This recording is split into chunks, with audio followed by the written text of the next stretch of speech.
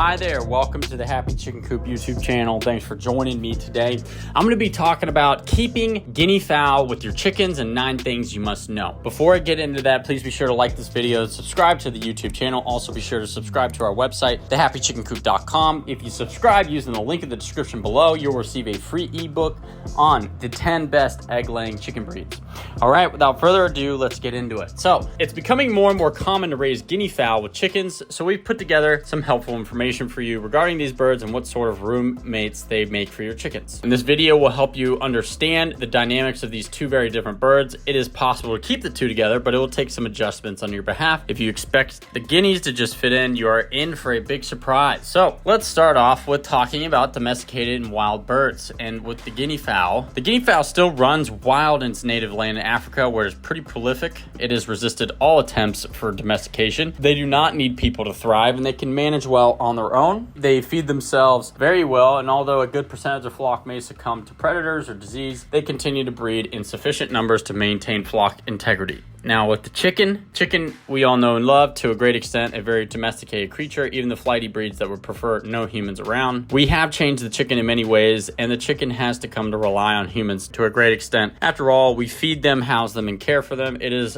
a somewhat symbiotic relationship. So let's talk about introducing the two. If you intend to keep the guinea fowl from wandering off, it is best to raise them in a house that will be their forever house. Guinea fowl, you move them from one place to another, you run a considerable risk of having them wander off, never to return. If you raise the keets, or known as the babies, with chicks, you will stand a better chance of them not wandering off, as they will bond with the chicks. When they are ready to be let out in the yard, there is a whole process to follow if you expect them to come home. Most agree that you let only one keet out first. It will wander around a bit, but won't go far because of the flock mentality.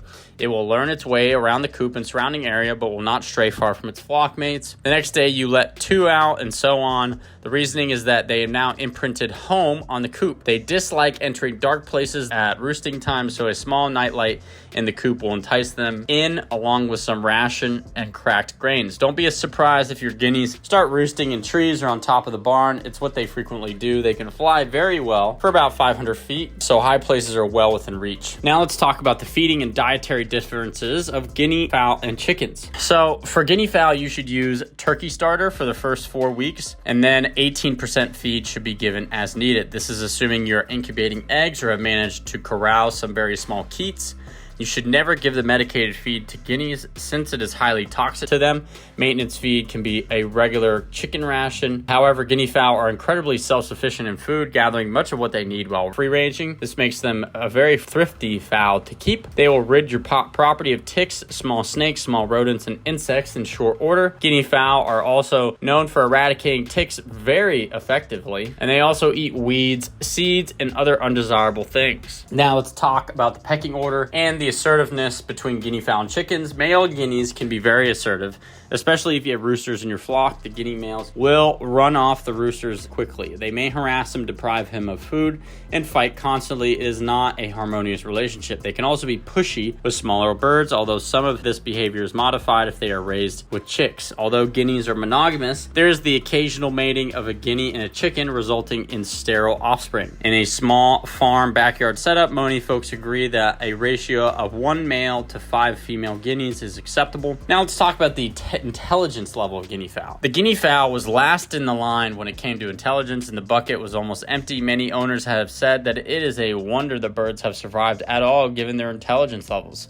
They will roost in places where they get picked off by owls or raccoons, nest in dangerous spots, and do other suicidal things like crossing roads when cars are coming. They're not very bright. In Australia, they are known as goonie birds. Very appropriate, we think. Now let's talk about flocking. We tend to think of chickens as a flock, which they are. They range out together and spend time with their companions, but they also can do things independently. Guinea hens can function well as both independent or as a flock. This behavior is natural to them in the wild. The guinea takes flocking to a whole new dimension. Where one goes, they all go. A bit like sheep, it's like watching a small gray wave cross the lawn. If one gets separated from the flock, it will make a lot of noise until the community comes to find it. Guineas can be very difficult to confine. They fly well, so fencing doesn't stop them. you would have to likely build a total enclosure, but then guineas don't thrive if they are confined. Their natural behavior is to wander and roam at will, and they do. As we already mentioned, they are more likely to return to base if raised with chicks, but that's not a given. Enticements such as feed and water in their shelter area will encourage them to come home, but that doesn't always work. Now, if you live in a smaller area or a small apartment or some place with small piece of land, and you have neighbors, we should talk about the noise level. All guinea keepers will tell you guineas are very loud. They can be annoying for your neighbors, especially if they're close, and they're likely banned if you live within city or town limits. General folk will tell you they are great watchdogs. Other, perhaps more realistic folks will notify you they will alarm for a plane flying over, the neighbor's dog barking, or because a leaf fluttered by.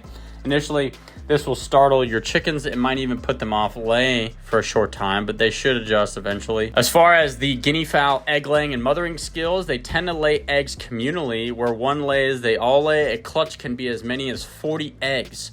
Mothers may brood communally, each taking turns and sitting one on the eggs. The mother will sit for 28 days, assuming she didn't nest beside a raccoon den or a different hazardous spot. She will be guarded by her mate, who will keep an eye open for danger during the daytime. At night, she's on her own. When the keets hatch, she will march them back to the flock over the hill, down dale, through water. It's a minor miracle that any survives, since the keets are susceptible to cold and damp environment. When raised in the wild, a large percentage of keets succumb to Mother Nature. Once back with the flock, she is just as likely to forget she now has babies and will run with the community. If the keets cannot keep up with the flock, they will be picked off by any predators. I suppose this is what makes them so very handy. Now, to summarize, many folks have kept guineas and hens in a relatively peaceful coexistence. Other folk have given up on guineas and either sold them off or the birds wandered away. Remember, chickens will naturally go to roost at night, where guineas are very independent. They will not go to roost in the coop just because you expect them to. You may succeed to some extent if you are prepared to put in a great deal of time and effort at caring and working with them. Guineas are known to live relatively long. They can live between 10 to 15 years, and we found that somewhat surprising given that they are not very smart. Many owners have said they would not be without these odd creatures, as they are not only great for the garden, but they are also quite tasty as table fare and have vibrant eggs as well. That's going to do it for us here at the Happy Chicken Coop. Thanks for listening. Thanks for joining us today. If you find our content interesting, if you learned something new, please be sure to like the video and subscribe to the YouTube channel. And with that, I hope you have a great day, and we'll talk to you soon.